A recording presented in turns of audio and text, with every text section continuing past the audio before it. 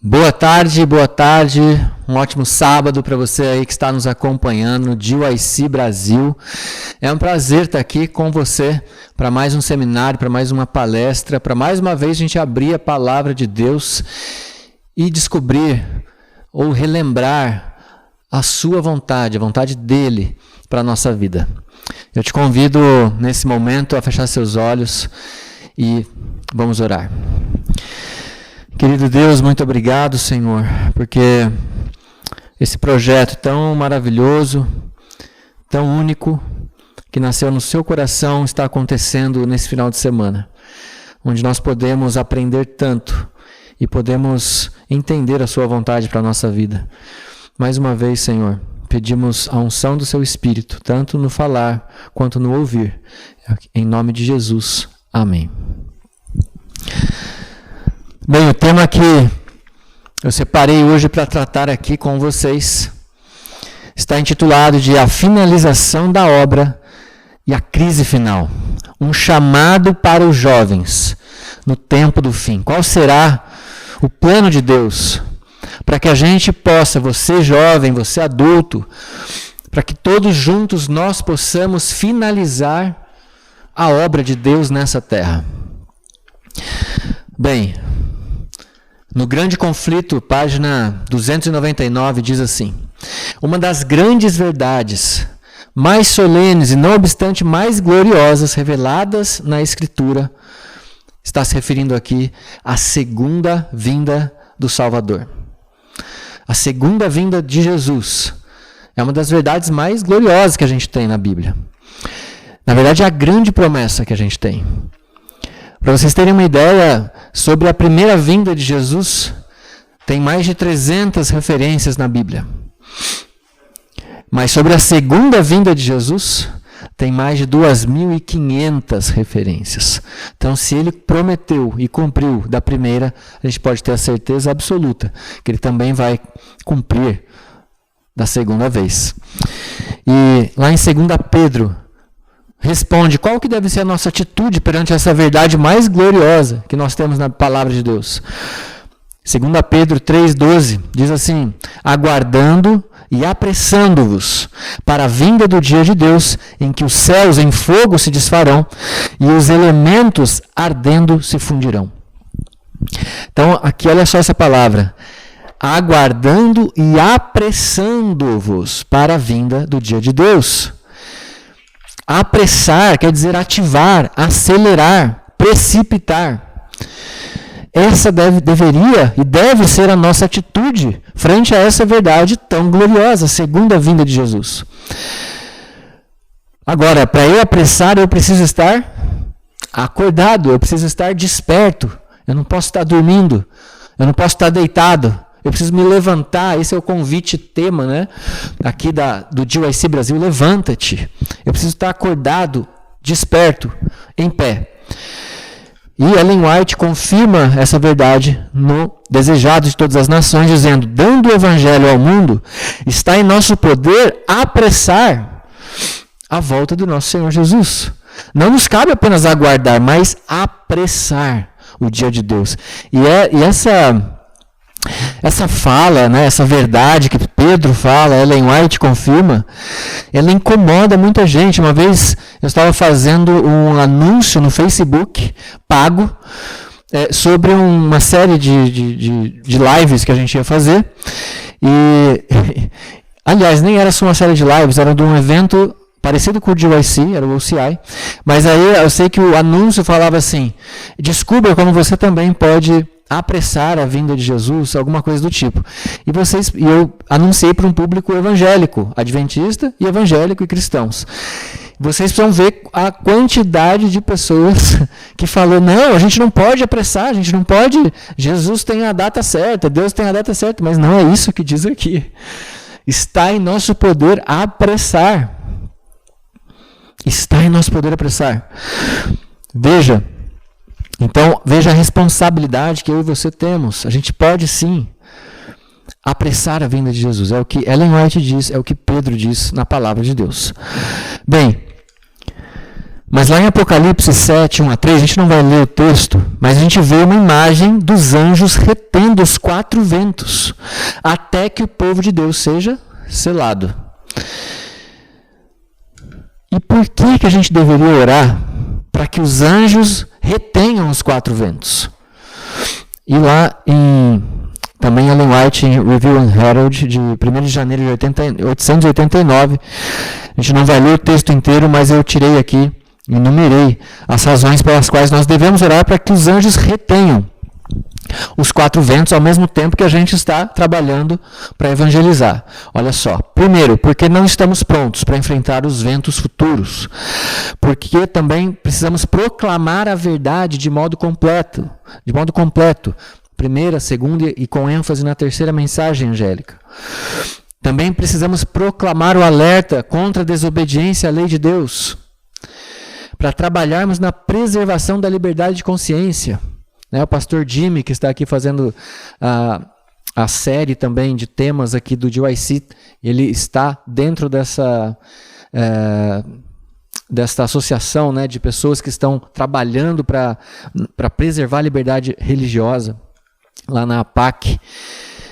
Também para que entremos em ação. Se você ainda está aí dormindo, se você ainda não se levantou, a gente precisa orar para Deus reter os ventos, para que nós possamos entrar em ação, para sermos enviados como missionários também para o mundo inteiro e para termos mais tempo de nos preparar para o selo de Deus. Essas são as razões pelas quais o próprio Deus, através de Ellen White, nos diz para orarmos para Deus ainda reter os 4 ventos, ao mesmo tempo em que a gente está trabalhando para cumprir, para finalizar a obra, para cumprir a missão, nesses 7 itens aí.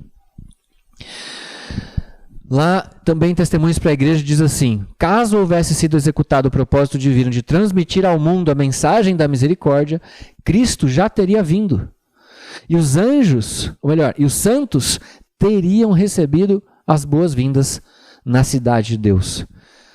Jesus já poderia ter vindo na época de Ellen White, né? Se eles tivessem aceito a mensagem de justificação pela fé, lá em 1888, com Wagner Jones, não vai ser o assunto aqui hoje, mas é só para você entender que Jesus já poderia ter vindo lá naquela época, e que, por um lado, que bom que ele não voltou ainda, porque agora eu e você nascemos e podemos estar, né, no céu um dia.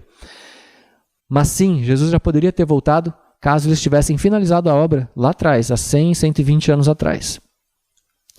Agora, a obra de Deus na terra jamais poderá ser terminada, a não ser que homens e mulheres, jovens, que constituem a igreja, concorram ao trabalho e unam os seus esforços ao dos pastores e oficiais da igreja. Queridos, os pastores e oficiais da igreja, eles têm uma missão, eles têm um trabalho, eles têm um objetivo, mas eles representam 1% da igreja, talvez nem isso. E os outros 99%? O que a gente está fazendo? A obra, não tem como 1% terminar a obra. Não tem como, é impossível.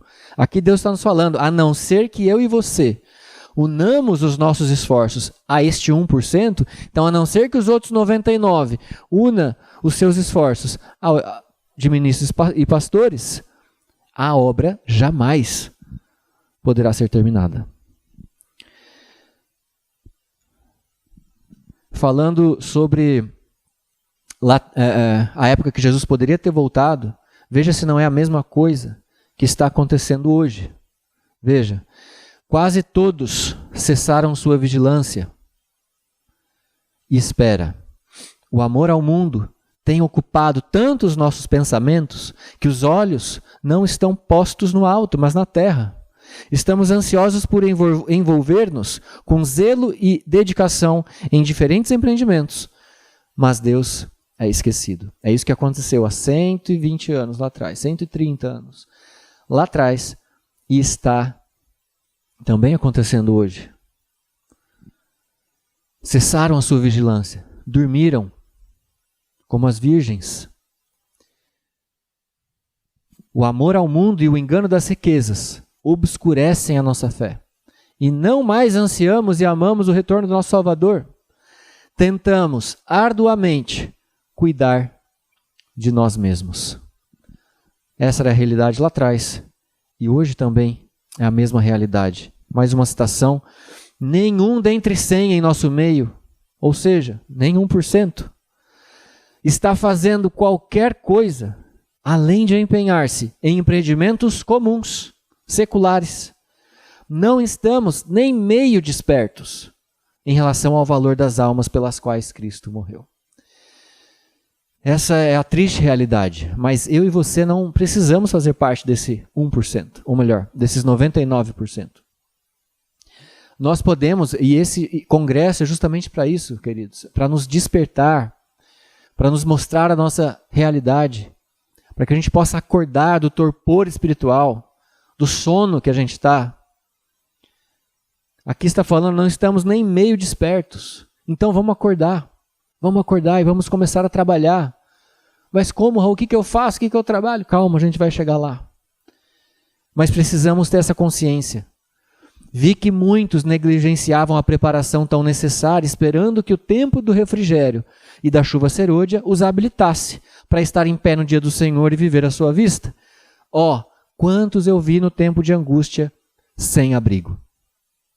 Já falei hoje na palestra que eu fiz mais cedo, né, que muitos esperam a chuva serôdia para se habilitar, e não é isso que vai acontecer. A chuva serôdia não vem para preparar, ela vem para selar. O preparo é hoje, é com a chuva temporã, que está acontecendo desde o tempo do Pentecostes. Então, tempo de preparo é hoje, chuva serôdia não vem para preparar ninguém, é para selar. Então o convite hoje é esse, para que nós possamos acordar e nos preparar. Como que a gente se prepara? Trabalhando. Como que a gente trabalha? A gente vai chegar lá. E por que que Deus deseja que eu trabalhe, que eu pregue o Evangelho, que eu apresse a sua vinda? Responde aí no chat, por que que você acha que Cristo nos pede para pregar o Evangelho? Não seria muito mais fácil ele aparecer no céu? Gente, ó, eu existo mesmo, pessoal, vamos aí, quem quiser vem, quem não quiser não vem, e pronto. Ou falar para os anjos, preguem o Evangelho, né? E não deixar para a gente pregar o Evangelho. Por que que Deus deseja que eu e você preguemos o Evangelho? E a resposta é a seguinte: porque transforma a minha vida. É no processo de eu pregar, de eu trabalhar, de eu cair, de eu levantar, é que minha vida e meu caráter é transformado. É que eu vou galgando aí passos no processo de santificação. É quando eu me importo, é quando eu alcanço, é quando eu faço, quando eu me coloco nas mãos de Deus para Ele fazer por mim, né? É quando eu me entrego, é que minha vida vai sendo transformada, meu caráter também. Bem, aqui eu queria mostrar uma pirâmide de níveis de participação na causa, na obra. Essa pirâmide, ela não quer dizer que quem está embaixo está perdido e quem está em cima está salvo, tá bom? Isso aí não nos compete a nós julgar quem está salvo e quem está perdido.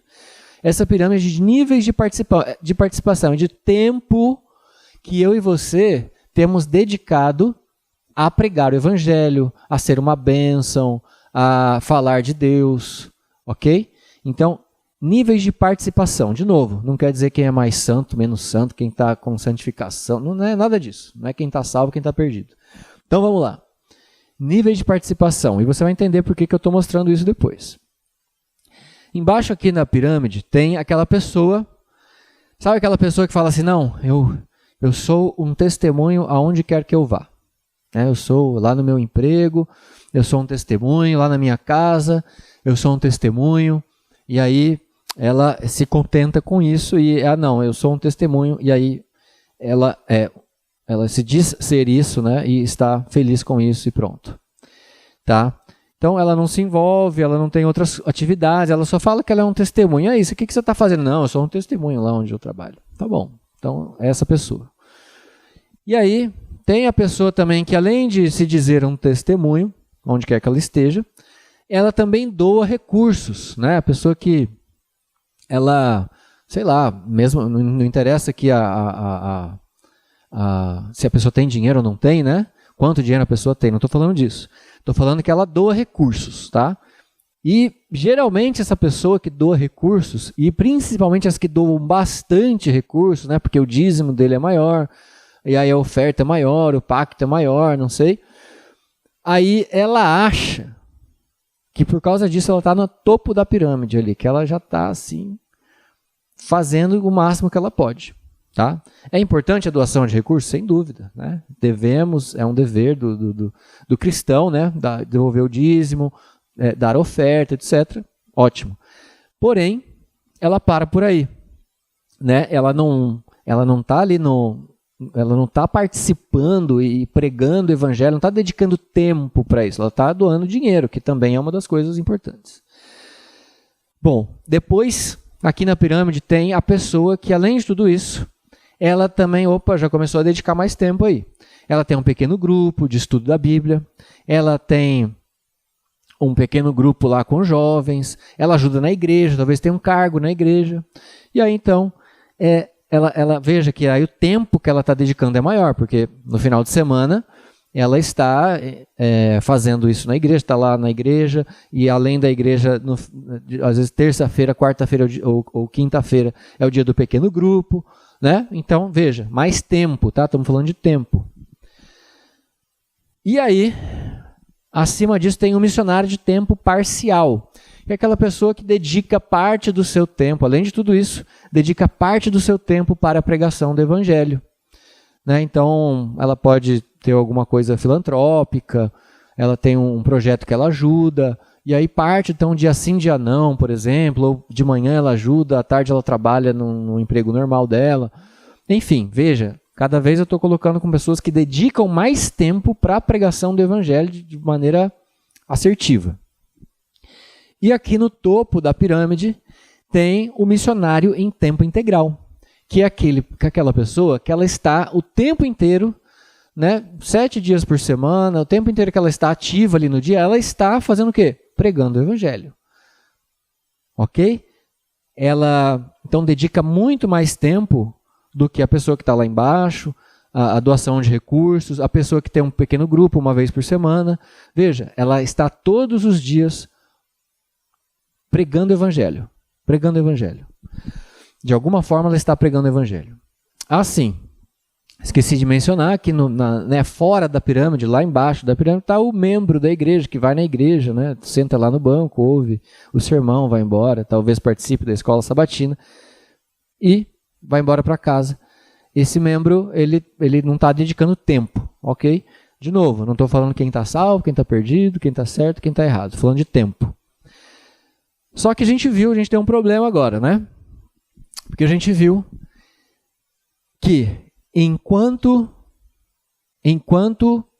os membros da igreja não unirem os seus esforços ao de ministros e pastores, a obra jamais poderá ser concluída. Diga-se de passagem, os ministros e pastores estão ali no topo da pirâmide, porque eles dedicam o tempo inteiro para a pregação do evangelho. Eles sempre estão visitando alguém, eles estão fazendo alguma coisa para sempre em prol disso. Né? A profissão deles é essa. E agora? Aquela citação falou que só é possível finalizar a obra se a gente pegar essa pirâmide e virar de ponta cabeça. Ou seja, os membros da igreja, né, os 99%, do dia para a noite, eles precisam virar missionário em tempo integral. Senão a obra não vai ser concluída. A gente está com esse problema. A gente está com esse abacaxi agora aqui na mão,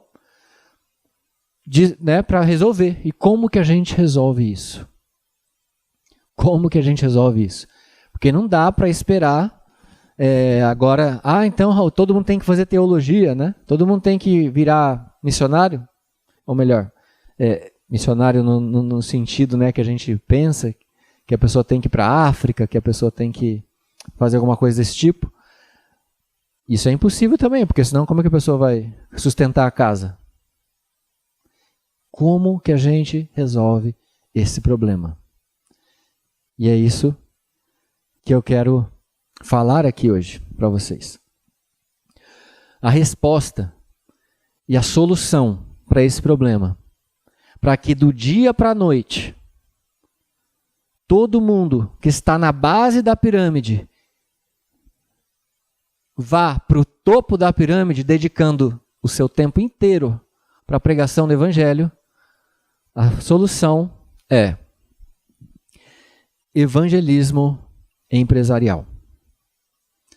E nossa mente tem uma grande separação. Parece que de um lado está uma coisa, do outro lado está outra. Que é o seguinte: trabalho é trabalho, religião é religião. Religião é religião, negócio é negócio. As duas coisas não se misturam. E a gente cresce com isso, com essa separação em nossa mente. E essa separação está destruindo a nossa família, a nossa igreja, está atrapalhando a finalização da obra durante a crise final. Então, de segunda a sexta eu vou lá para o meu trabalho, né? Ando aqui para um lado. Depois, de sábado, vou na igreja, ando um passinho para cá. Domingo a sexta, dou 5 passos para um lado. Sábado, dou um passinho para cá. Domingo a sexta, 5 para um lado. Sábado, outro passinho para lá. Para onde que eu vou parar, gente? Eu vou parar do outro lado. Eu não estou pregando evangelho aqui, ó. Estou dando 5 passos para um lado, um para o outro. 6 passos para um lado, um para o outro. 4 para um lado, um para o outro. Eu vou parar de um lado que eu não quero. Eu tô dedicando muito mais esforço, muito mais tempo, muito mais inteligência, muito mais dinheiro, tudo aqui para o meu trabalho secular, para a minha profissão, seja lá o quê. E um dia da semana, ou 2, ali eu tenho um pequeno grupo, ou vou na igreja no sábado, ou no domingo, dependendo da sua religião. E aí a gente tem um problema aqui. Porque a obra não vai ser terminada dessa forma. Então, quando alguém lhe diz, querido jovem, querido amigo aí que está nos assistindo, quando alguém lhe diz assim, já ouviu alguém falar assim, olha, eu quero trabalhar para Deus. Quero trabalhar para Deus. Jovem, chega para você e fala, quero trabalhar para Deus. Geralmente, o que você diz? Vai ser o quê? Vai ser pastor ou vai ser o quê? Obreiro. Ah, não, quero trabalhar na área de saúde. Vai ser o quê? Enfermeiro. Isso aí. Então, o jovem chega lá, fala que quer trabalhar para Deus, e aí ele tem 2 opções, né? Ou 4. De 2 a 4, né? Ou é pastor ou obreiro, ou é enfermeiro ou médico. Tem dois lados para ir. E o resto das outras profissões? Como fica? E as outras milhares de profissões? Então, queridos, essa filosofia está matando a igreja, está matando nossa espiritualidade, está impedindo de a gente finalizar a obra. A gente não vai terminar a obra pensando dessa forma. Então, a solução é o evangelismo empresarial. Veja essa citação. Religião e ocupação não são 2 coisas separadas, são uma. Vou repetir. Religião e ocupação não são 2 coisas separadas, são uma. Você entendeu o que você acabou de ler, jovem? Não são 2 coisas separadas, isso aqui é uma verdade divina. Mas no nosso estilo de vida, a gente separa isso, no nosso dia a dia a gente separa isso. E aí a gente vai nas igrejas, né, e pergunta, estamos pregando o evangelho a toda a tribo, língua e nação? Sim. Ah, legal. E quantos aqui estão dando estudo bíblico? 1, 2, 3% da igreja. No máximo. Então nós falamos que estamos pregando o evangelho, que a gente ama a Deus, Mas, na verdade, 40 horas da nossa semana a gente está numa direção e pregando outra. 2, 3, 5 horas da semana pregando o que tem que ser pregado. Então, como que a gente pode se livrar dessa ideia de que religião e trabalho são coisas diferentes? Nossa religião, preste bem atenção, nossa religião e o nosso trabalho precisam ser a mesma coisa. Andar na mesma direção. Precisam fundir-se. Precisa ser uma coisa só. Nossa religião e o nosso trabalho precisam ser uma coisa só. E não duas separadas, como diz aqui. Veja essa citação: em todas as partes da terra devem se estabelecer hospitais, escolas, casas publicadoras e recursos afins para a consumação de sua obra. Então a gente deveria ter muitos tipos de negócio. Instituições em toda parte do mundo e não só em uma ou outra cidade. Tem que ter negócios negócio de todos os tipos, tá?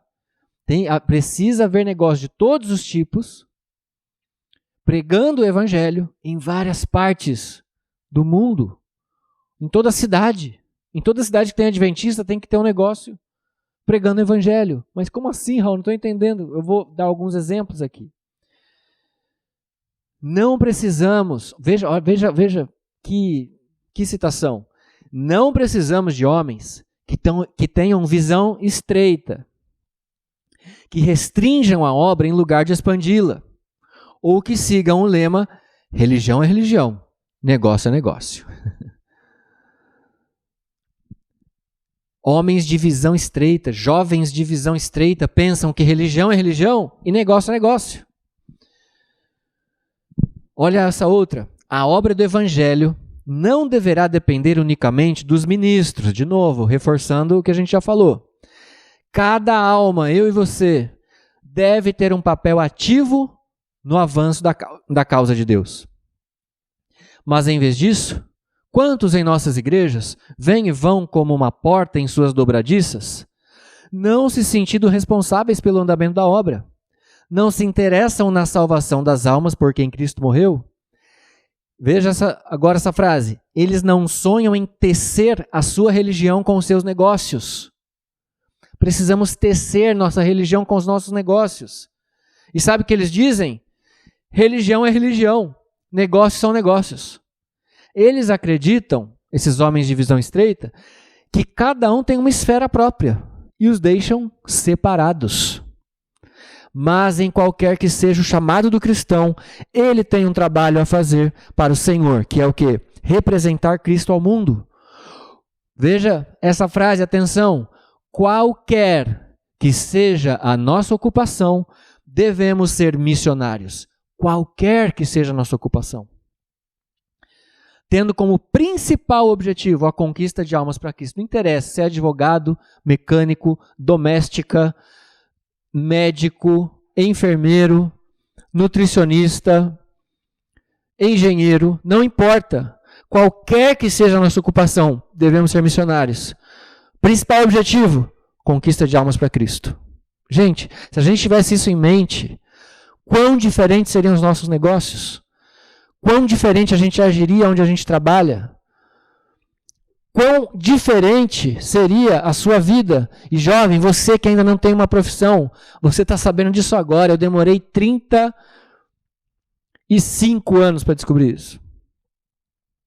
Agora faz 6, vai para 7 anos que eu vivo isso, graças a Deus. Né? Busco viver pela graça de Deus. E minha vida mudou completamente depois que eu entendi isso aqui. E é por isso que eu prego essa mensagem. E que legal que você está sabendo disso agora. Você vai poder já começar uma profissão, escolher uma profissão entendendo isso aqui. Com isso aqui em mente. Que você precisa tecer a sua religião ao seu negócio, à sua profissão. Precisa fundir-se. E olha só, se este não é o nosso interesse, se o seu principal objetivo não é a conquista de almas para Cristo, nós roubamos a Deus em nossa influência, tempo, dinheiro e esforço. Se você está investindo aí, quanto que custa uma faculdade hoje? Eu nem sei. Deve custar mais de 100 mil reais para você fazer uma faculdade, né? Se você está investindo tudo isso aí numa faculdade, ou que seja federal, né, que você não... Você vai investir lá no seu apartamento, talvez, na sua república, etc. Mas se você está investindo tudo isso e você não tem interesse, não tem como principal objetivo a conquista de almas para Cristo, você está roubando a Deus na sua influência, porque todo mundo tem. Todo mundo tem. A pessoa mais tímida tem influência sobre algumas pessoas. E a pessoa mais extrovertida também. Tempo, todo mundo tem igual. Dinheiro, não interessa o dinheiro que você está investindo, você está roubando a Deus. E esforço também todos temos. Então, todos estão roubando a Deus. Se esse não é nosso principal objetivo. Raul, mas eu entendi que eu preciso, então, tecer a minha religião com os meus negócios. Talvez você nem não tenha um negócio ainda, está entendendo que você precisa escolher. Talvez você já tenha um negócio e você está entendendo isso agora. Mas como que eu faço isso, Raul? Como que eu pego o meu negócio? Eu tenho uma loja, eu tenho uma lanchonete, eu tenho uma lojinha de costura, eu tenho qualquer negócio que seja. Como que eu transformo o meu negócio em um negócio evangelístico? Eu não estou entendendo. E eu confesso que eu também não entendia isso. Eu vou te explicar agora. Dando alguns exemplos aqui. Veja essa loja de pneus, queridos. Essa loja de pneus chama-se Supermercado del Neumático. Para quem não sabe, neumático é pneu em espanhol. E essa loja é no Chile. E ele desenvolveu esse negócio para primariamente evangelizar. Lembra lá da citação anterior? Primariamente precisa ser para salvar almas. Não é para ganhar dinheiro. A gente vai chegar lá. Já vou falar disso. Não é para você tirar seus... também, calma. Mas primariamente é para salvar gente, para salvar almas. E aí o que ele faz? Ele desenvolveu esse negócio para evangelizar. Cada cliente que vai lá, ele dá um livro Caminho a Cristo. Ele já faz isso há 40 anos e ele já distribuiu mais de 12 milhões de livros. Além de calendários, imagens da criação e outros folhetos. Cada cliente recebe então uma literatura. Ele dá em média ali 6 mil Caminho a Cristo por semana. E ele tem um departamento missionário. Você não precisa ter isso se a sua empresa é pequena, né, uma empresa familiar como a minha. Eu não tenho um departamento missionário na minha. Mas olha que legal, conforme a empresa foi crescendo e ele é abençoado, porque hoje ele é o maior revendedor de pneus do Chile, ele decidiu ter um departamento missionário. Ele tem lá 14 missionários e 2 pastores. Essa loja, sozinha, batiza mais gente do que todas as igrejas junto. Amém? É incrível. E aí ele vai visitando as casas com colportores. Essa loja sozinha está batizando mais gente do que toda ali a região de igrejas dele junto. E olha que legal. Isso por causa de uma única empresa. Uma única, já não estou falando de uma empresa. Uma empresa que entendeu o que a gente está falando aqui e que decidiu fazer do seu foco principal salvar almas e não o lucro. Mas mesmo assim, como eu disse, Deus está abençoando e ele é o maior revendedor. Não precisa dizer que ele tem, ele é bem, bem financeiramente, né? E a rotatividade de empregados lá é de menos de 5%. Sabe por quê? Porque, de repente, eu não sou mais um limpador de banheiro. Eu sou um limpador de banheiro missionário. Eu estou salvando a alma. Eu não sou simplesmente um caixa. Eu sou um caixa missionário. Eu não sou simplesmente um mecânico. Eu sou um mecânico missionário. Eu estou ajudando a salvar almas. Eu estou batizando mais gente que todas as igrejas junto. E aí, quem quer que saia de uma empresa dessa? Que tem missão. Uma missão muito maior Ninguém quer. E aí a rotatividade é baixa. E olha só. Então, quando o cliente chega ali, ao invés de ter posters de mulheres seminuas, sabe o que tem? Salmos. Passagens aqui, ó, sinais dos tempos, ditas por Senhor Jesus. Ele para ali no box para trocar o pneu e fica vendo sinais dos tempos. Queridos, é assim que os negócios deveriam ser conduzidos. Porque religião e ocupação não são duas coisas separadas, são uma. Chegando nessa loja de pneus, atrás da secretária, tem a tábua dos 10 mandamentos. Na sala de espera, revistas Vida e Saúde, banners dos 8 princípios de saúde. Então, ele está evangelizando ali o tempo inteiro, de várias formas. Na Colômbia, tem uma organização com vários negócios abaixo dela. Por exemplo, alguns dos negócios que está abaixo dessa organização é uma padaria. E sabe o que eles resolveram fazer? No saco de pão está escrito, cada pãozinho que entra na casa da pessoa ali todo dia de manhã, todo dia à tarde, sabe o que está escrito no saco de pão? Nem só de pão viverá o homem, mas de toda a palavra que sai da boca de Deus. Um versinho da Bíblia, olha que coisa simples. Mas a pessoa está ali, ela está fazendo o que ela pode. E as pessoas estão sendo impactadas. Aos sábados, essa mesma padaria dá pães aos pobres da cidade. Uma clínica de vida natural, sábados à tarde, vão ao centro da cidade e dão massagens de graça. E aí já mandam para o restaurante. O restaurante dá aulas de culinária de graça. E as pessoas da massagem mandam para essa aula. Outra empresa faz um trabalho com prostitutas da cidade, tentando recuperá-las para Cristo. E todas elas estão se juntando e fazendo um restaurante para moradores de rua. Com garçom e tudo. Não é sopão, não. Com garçom e tudo. E, queridos, pode ser surpresa, mas não deveria, que as igrejas desse local têm tido mais sucesso do que todas as outras, de todas as regiões.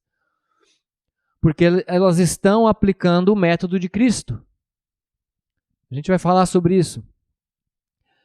Elas estão aplicando o método de Cristo na palestra seguinte, que era primeiro ver as necessidades das pessoas, atender as necessidades para depois convidá-las a segui-lo.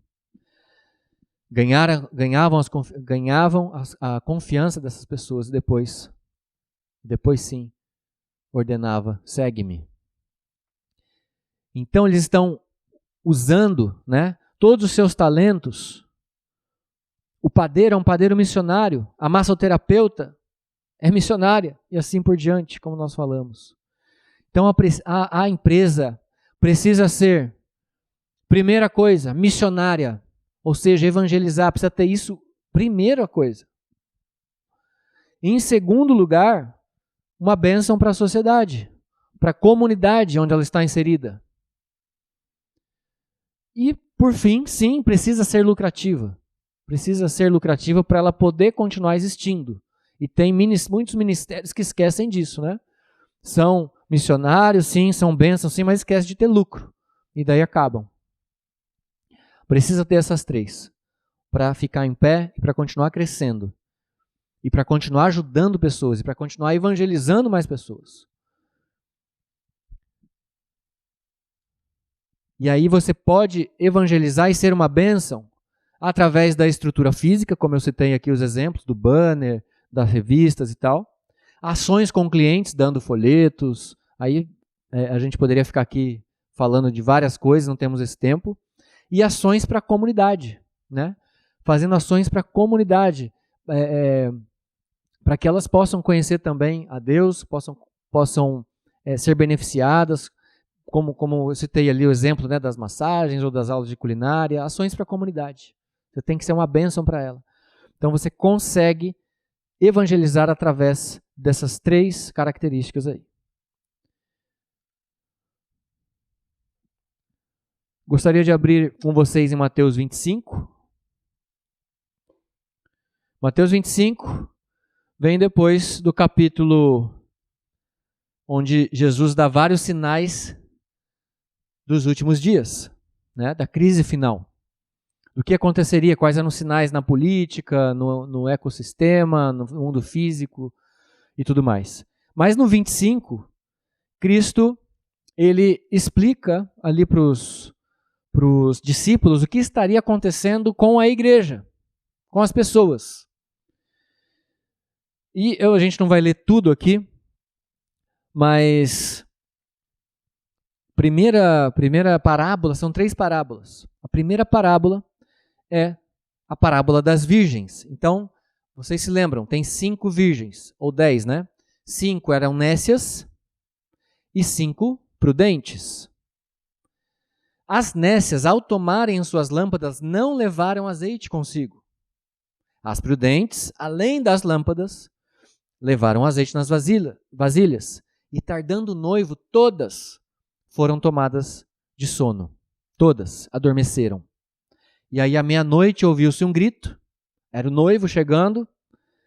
E aí, as nécias falaram às prudentes: dai-nos do vosso azeite, porque as nossas lâmpadas estão se apagando.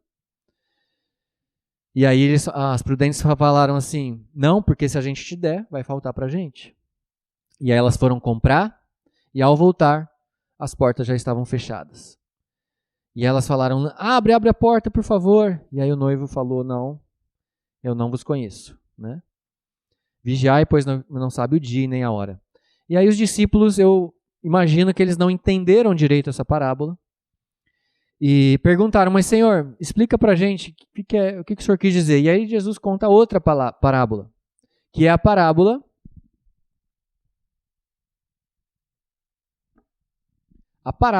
dos talentos, né? Um homem se ausentou do país. Por que eu acho que eles não entenderam? Porque começa com a palavra porque ou pois. Então Jesus está explicando a parábola anterior e a gente vai conectar elas aqui. Pois será como um homem que se ausentou do país, chamando seus servos e lhe confiou seus bens. A um deu 5 talentos, a outro deu 2 e a outro deu 1. Cada um segundo a sua própria capacidade. E então partiu. E aí ele volta, esse servo. Vocês conhecem a história também. Ele volta e aí pede, vai cobrar ali dos seus servos. E aí, o que você fez com os talentos que eu te dei? Ah, Senhor, tá aqui, ó. O Senhor me deu 5, tá aqui 5 de volta. Ah, Senhor, o Senhor me deu 2, tá aqui, toma mais 2 de volta. E aí chegou para o que deu 1 e ele falou: Senhor, receoso, escondi na terra o teu talento. Estou aqui o talento. Ah, você escondeu? Então, tira, pois, o talento e dai-o ao que tem 10. Queridos,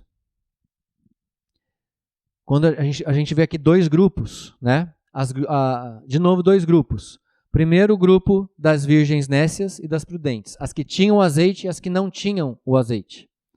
E aqui 2 grupos.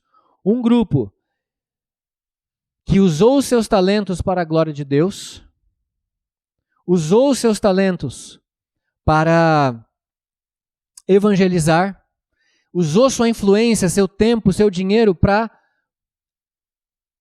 a glória de Deus e para as pessoas, para ser uma bênção para as pessoas, e um grupo que não fez isso. Então, quando a gente lê o azeite, a gente pode entender também, não só como Espírito Santo, mas como